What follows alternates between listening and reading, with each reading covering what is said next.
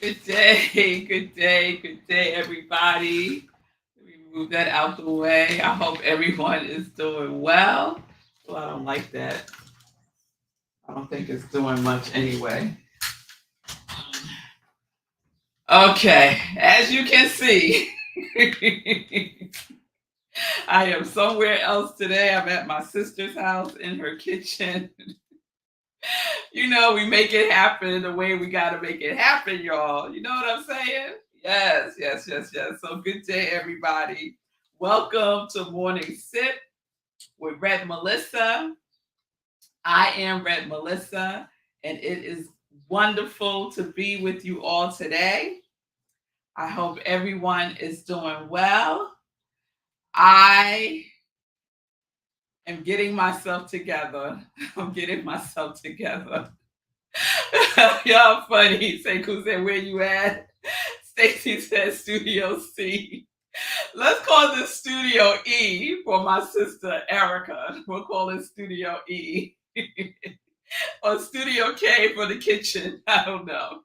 But welcome, everybody. Welcome to Morning Sip with Red Melissa. SIP stands for Spirit and Practice, where we practice, because practice is what we do, and practice makes progress. So I use the technology of spiritual psychology, spiritual practices, and universal principles to companion people in disrupting limiting patterns of thinking, believing, and behaving so that they can reveal the healing from within.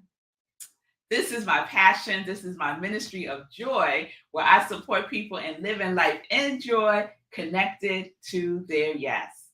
So if you need support, reach out to me. I am an ordained interfaith minister, a licensed religious science practitioner, a spiritual life coach, and the spiritual director of Rockland Centers for Spiritual Living, a New Thought Center in New York.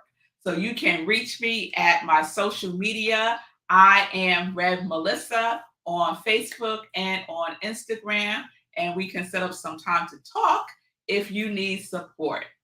So, welcome everyone. Welcome again to today's show. Let's go, Sekou. Yes, good day, mommy. My mother's in the next room, y'all. My mother's in the next room. Good day, Stacy. Good day, Linda from the mountains of Colorado. No, you got snow in June. The Pikes Peaks. Okay, so on the mountains. Okay, so that I understand that. Absolutely gorgeous. I'm sure it is from a distance. And we got where I am. I'm in my sister's kitchen in Queens, being with my mom. So that's where I'm at today, folks. Good day, Linda. Lindsay, it's good to see you. It's good to see you, Lindsay. So, oh my goodness. Let's just take a deep breath because I need one.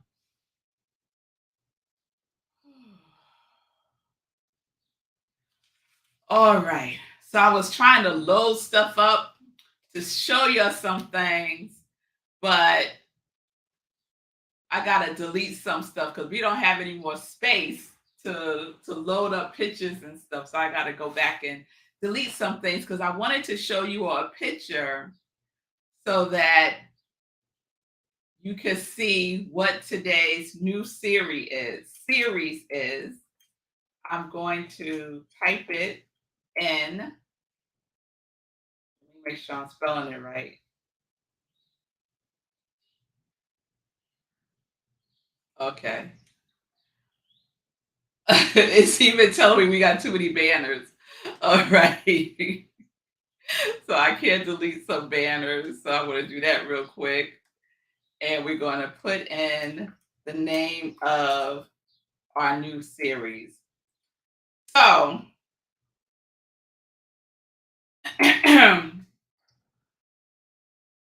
so, so let me share how I came to our new series before I put it up. As a matter of fact, I want to see if I could show it to y'all. Let me see. think that I can because it's too much. Yeah. I found this really cute graphic to show the no, I can't. All right. All right. Let me move on. Let me move on. So this is our series this week. Do you see that word? Apoco optimist. Apoco optimist. Now you might be saying, Red Melissa, you done lost it now. What are you talking about? Apoco optimist. So I first discovered this word a couple of years ago. I was at a Centers for Spiritual Living conference in Palm Springs, and they had a presentation, and the title of the presentation had to do with, you know, what's going on in the world and how we respond to it, right? Because the issue is not what we think about the world, the issue is how we respond to the issues that are happening in the world, right? Because that's all that we really have control over is our response, how we are being with ourselves and being with others as we be in this world. And he introduced this word to me, apoco optimist. And you could probably figure out what it means. So let me give you the definition. Someone who knows how bad things are, or someone, I like to say, someone who knows how bad things seem to be, but nonetheless knows everything will be all right. So someone who knows how bad things appear to be, but nonetheless knows everything will be all right. So I don't think I'm alone in that. Are there any other apoco optimists out there? I think so. I don't think I'm in this alone here in the congregation of joy. But what triggered this theme for me today, I was doing my morning meditation, my TM, and I've shared that TM gives us these little quotes at the end on the app. And the quote that came up today is the outer and the inner life are not separate. They are aspects of the totality of our existence. The outer and the inner life are not separate. They are aspects of the totality of our existence. That really helped me because I posted yesterday on my Facebook page that I was feeling blue. And no matter what I did in the morning, I did my spiritual practice and it was my Sabbath day. So it was a day for me to do whatever I wanted to do. And for some reason, I could not shake this feeling of blue. I just felt blue. I felt really sad. I felt down. And so I decided, well, let me go on my walk, right? So I go to the park, I visit my tree, and I took a picture of my tree to show y'all, but there's no space for me to show y'all. So I'll show y'all tomorrow. So I went and visited my tree. And whenever I go to visit my tree, I always put my hands on my tree and I say hello. And I feel the vibration of the tree. And so I'm talking to the tree and I'm telling the tree how I'm feeling. And I said, I just feel so blue today. I just feel so blue. And I was like, I don't know what I should do. And my tree said back to me, feel blue. Just feel blue. And of course, that is what I am to do because I believe that it's important for us to feel our feelings. And so I just gave myself more permission to feel blue. And I just walked around the park and came upon a family of geese. And it was the mama and the papa, and they had 6 little ducklings. So cute. And they were in the water and they were just swimming along. And I was just looking at like the marvel of them. And it just made me feel so connected to nature even more, right?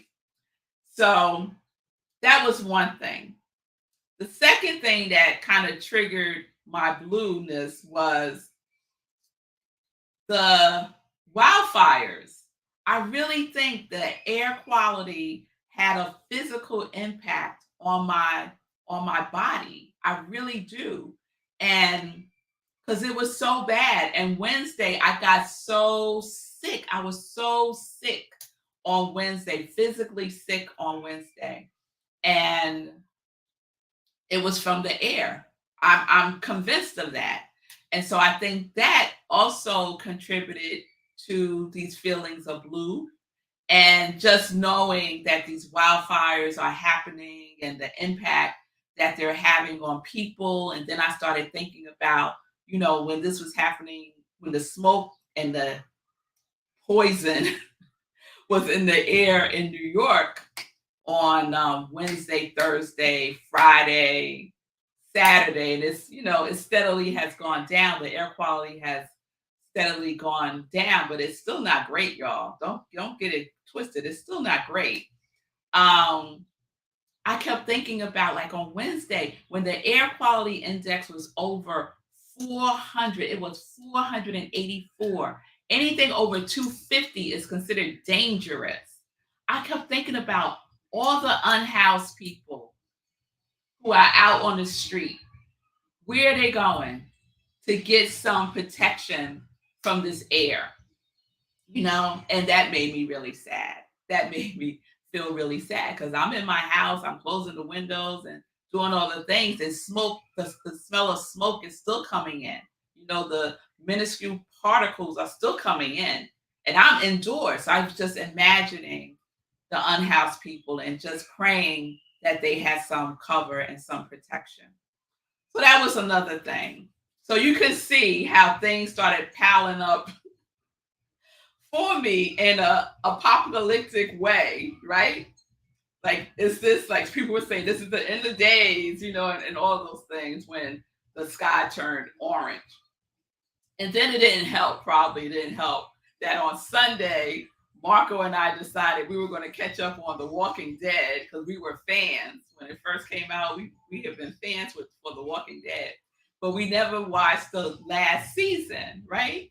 So we were like, okay, let's watch the last season. We had probably, like, I don't know, 8 episodes to go to the end, and decided on Sunday, well, we both have time, so let's do it. Let's just go for it and see how many episodes we could get in. And I don't know if y'all can hear that music playing, but my sister's neighbors are apparently having a party in the middle of the day. So anyway, my husband and I watched like 8 episodes of The Walking Dead. And what's The Walking Dead about? It's really about relationships with zombies in it, but it's also about, like, what happened, like, the world changed because of a virus, basically. So anyway, all of those things accumulated, and I woke up Monday feeling very blue and remembered this word, optimist, right? And I am someone who, I do my best not to get caught up in the appearance of things. And I truly do believe that everything is good, right? Everything is good. But I don't ignore the things that are happening in the world that are causing harm. Let's put it that way, that are causing further separation, right? I don't ignore those things. So I found this quote by philosopher Jiddu Krishnamurti. I'm probably pronouncing their name wrong. And he said this: "It is no measure of health to be well adjusted to a profoundly sick society. So if you don't feel well, if you don't feel well adjusted, take heart. It probably means you're exactly as you should be, and that you have a lot to offer this crazy world. I love that. I'm going to read it one more time. It is not, it is no measure of health to be well adjusted to a profoundly sick society. So if you don't feel well adjusted, take heart. It probably means you're exactly as you should be and that you have a lot to offer this crazy world. So that quote just came. I was looking for something else, and this quote caught my eye. And I was like, yes, yes, I it is no measure of health to be well adjusted to craziness. Who wants to be well adjusted to craziness? I don't want to be well adjusted to craziness. And so I don't feel well adjusted to it. I don't. I see something more for us as a human society in this world, right? And so, yes, I take heart. And this philosopher is saying, take heart because it means you're doing exactly as you should and that you have a lot to offer in this crazy world. Yes, we all have a lot to offer in this seemingly crazy world. So, yes, the impact of the fires, watching, binge watching Walking Dead, all the things that I mentioned, right? And then on Sunday, my talk was about balancing grief and joy. So I had that kind of energy floating around too, a feeling of mourning. But within that feeling of mourning, I also felt optimism, right? By the end of the day, like when I was going to bed, end of the day, I started to feel like a lifting, right? A lifting coming off of me, right? And it reminded me of that Bible verse, Psalms 30, verse 5. For his anger endureth but a moment, and his favor of life. Weeping may endure for a night, but joy cometh in the morning. Weeping may endure for a night, but joy cometh in the morning. And so when I woke up this morning, I said, how do you feel? I asked myself that question. How do you feel today? And my response was, I feel pink. I felt that's why I wore a pink shirt today. I feel pink. I feel if I had to be a color, the color I felt yesterday was blue. I felt down, a little sad. And today I feel pink, more more optimistic, more vibrant, right? Now I don't know where that color pink is in the chakras or in the aura scale. I don't know, but that's how I'm feeling today. So very optimistic about the seemingly things that are happening in the world that I pray is bringing us closer together. And so we're going to explore that this week with our series, Apoca Optimist. And tomorrow I'm going to share 7 signs with you, 7 signs that you may be a Apoca Optimist also. So we'll explore that tomorrow. So you're mighty quiet today. You're mighty quiet today. But Linda, all feelings are okay. The color of our life creates a magnificent rainbow. Yes, yes. Thank you for that, Linda. And Lindsay sharing, we are a spiritual being having a human experience, and we have to embrace the human being experience. The that is all of it. The hard days and the easy days. Absolutely, Lindsay. And I like to say we are spiritual beings having a spiritual experience in a spiritual world, right? In this form of human being. So I'm knowing right here and right now that I'm just grateful to be with you all today. I am grateful for that. And Stacy, pink green is often heart chakra. Oh, okay. I love that. I love that. That makes perfect sense. Pink and green would be heart chakras, right? All right, y'all, let's get into some joy news. Let's get into some joy news. Good to see you today, also, Christopher. It's been a minute. I hope you're doing well. Oh, Lindsay, thank you. I'm grateful for you too. All right, loves. Let's get into what's happening. Let's get into some joy news. So, we are in our 30-day hero challenge for Sekou, celebrating his birthday month, June. His birthday is June 24th. And many of us are committed to the 30-day hero challenge. And I'm just going to shout out the participants. Let us know how you're doing. Michelle, Margareta, Rev, Rita, Shay, Linda, Bonnie, Karen, Laura, Milan, Sekou, Fee, me, and there are others. There's folks in Sekou circle, there's folks in Fee circles, there's folks in other people's circles who are participating in the 30-day hero challenge. And what that entails is exercising for 30 consecutive days. I say at least 20 minutes in nature, but do what you can. Donate to Sekou at SekouWrites.com. So for the month of June, at the end of the month, Sekou's going to tally up all of the miles that he ran or walked for June, and we will make a donation of $1 per mile or whatever you can do to Sekou. So $1 a mile, you could do more, you could do less for every mile Sekou runs or walks in June. So Sekou will let us know what that is at the end of the month. And then the third thing is purchase his book, Hack Your Pain Now. We do have a graphic for that, so let me put that up. Hack Your Pain Now. There we have it. You can get the pre-order. You can pre-order the book now on Amazon.com, and you will receive it, I think, early July. Okay?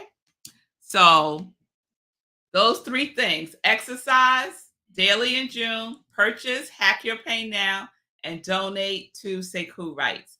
And if you feel moved to donate something now, you can do so. Just go to SekouWrites.com. All right. So, how am I doing with the 30-day hero challenge? I confessed yesterday that I am doing day one all over again. Day one was my third attempt. Yesterday was my third attempt. So today's my day two. You just keep going till you get it, right? I'm not going to give up. Yes, yes, yes. I'm not going to give up. So Sekou's giving us a yes. Michelle said, sending you more love and joy. Thank you. Thank you, Michelle. Linda, I did an ankle twist. Oh no, have had to adjust my pace, but still getting out there. Good for you, Linda, and healing vibes to you on that ankle twist. Oh, Sekou's telling me I'm good at promoting his stuff. Thank you, Sekou. So, girl, I tried 10 times. No, Sekou, you didn't try no 10 times. You want day like 160 something, aren't you, for your run streak? So no, no, Mr. 409. The first time you did it, no, I ain't hearing it. So this is my third attempt of 30 consecutive days of exercising. I offer no excuses. And so yesterday I started again. Today's my day two. I wore my sneakers just to make sure I get out there and get a walk in sometime during the day today. Maybe I'll find a tree out in Queens that speaks to me. Who knows? All right, y'all. I think that is all of the joy news. Oh, our power. Tomorrow is our at Rockland Centers for Spiritual Living. Every Wednesday, we do something to support you to get you through that, that midday, that midweek hump. And so tomorrow is the power of prayer. And I'm just looking for a graphic there. Let's do this one. Hour of prayer, our hour of power is tomorrow, is the hour of power of prayer. That's what I want to say. Power of prayer, 7 p.m. Eastern time on Zoom. just go to rocklandcsl.org and click on Hour of Power, and you'll see the Zoom link there. Our practitioner, Jan, is the person who facilitates this. So come if you need prayer, if you want to share prayer, if you want to do a global prayer for the world, come and participate in that. So that's tomorrow, Wednesday, 7 p.m. Eastern Time. And then on Sunday, we have Sunday in Praise. And so this Sunday for the other sip, so that's what I'm calling Sunday in Praise. It's the other sip. And I'm just looking. Oh, say cool. We got so much stuff in here. Sunday in Praise. There we go. 10:30 a.m. Eastern Time, and I share an inspirational talk. Last Sunday, I shared my talk on the evolution of self-care that I did for the Harambe group. And this Sunday, I'll be sharing the balancing grief and joy talk that I gave this past Sunday at Rockland CSL. So it's a wonderful talk. It's very inspiring. And so you can check that out on Sunday. Also on Sunday, I'm the spiritual director at Rockland CSL, and we have our service at 10:30 a.m. on Zoom. We live stream on Facebook. So you can join us. And the talk this Sunday is pleasure, because our theme for June is embracing self care. So the message this morning is about pleasure, and how perfect for that. So I'm excited. I hope you all will join me on Sunday at 10:30 somewhere on SIP or at service, preferably at service at Rockland CSL. Okay, I think that's it. Woo! Sekou's giving me a laugh. Yeah, okay, Sekou. All right, y'all. I think that's it. I did good, better with my time today. And I'll see y'all tomorrow. We will continue exploring a pop called Optimist, and we will see if you too are one. All right, y'all. Peace and blessings, peace and justice. We're living life in joy. Yes, we are, because we are connected to our yes.